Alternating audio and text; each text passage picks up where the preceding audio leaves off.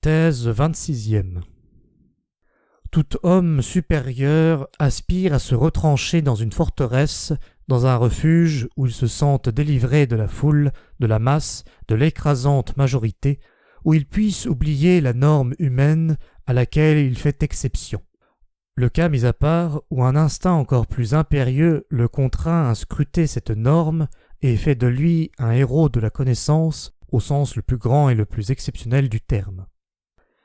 Celui que le commerce des hommes n'a jamais fait passer par toutes les couleurs de la détresse, blêmir et verdir de dégoût, de satiété et de pitié, d'accablement et de solitude, n'est certes pas un homme d'un goût très élevé, mais s'il n'assume pas volontairement cet ennuyeux fardeau, s'il se tient à l'écart et, comme je l'ai déjà dit, s'isole dans sa forteresse avec une muette fierté, alors une chose sera claire. Cet homme n'est pas fait pour la connaissance, il ne lui est pas prédestiné.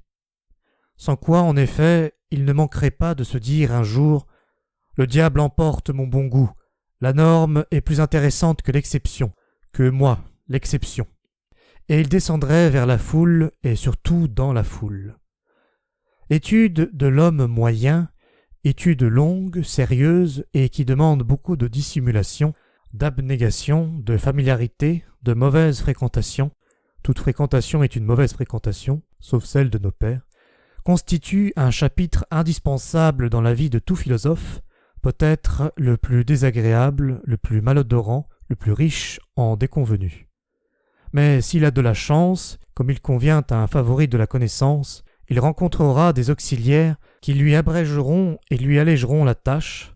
Je veux parler des philosophes qu'on nomme cyniques, donc de ceux qui reconnaissent en eux la présence de la bête, de la vulgarité, de la norme, et qui par surcroît mettent leurs esprits et leurs joies secrètes à parler d'eux et de leurs semblables devant des témoins. Il arrive même qu'ils se vautrent dans des livres comme sur leur propre fumier. Le cynisme est la seule forme sous laquelle les âmes vulgaires accèdent à la probité. Et en présence de n'importe quel cynisme, qu'il soit grossier ou subtil, l'homme supérieur devra tendre l'oreille et se tenir heureux chaque fois que le bouffon sans vergogne ou le satire scientifique se manifeste à haute voix. Il est même des cas où le ravissement se mêle au dégoût, notamment lorsque le génie, par un caprice de la nature, s'associe à un de ces boucs ou de ces singes impudents, comme chez l'abbé Galliani, le plus profond, le plus lucide et peut-être le plus malpropre des hommes de son siècle. Il était bien plus profond que Voltaire et par conséquent beaucoup moins loquace. Comme je l'ai déjà indiqué, il arrive plus souvent qu'une tête de savant se pose sur un corps de singe, une raison exceptionnellement déliée sur une âme commune, phénomène qui n'est pas rare, en particulier chez les médecins et les physiologistes de la morale.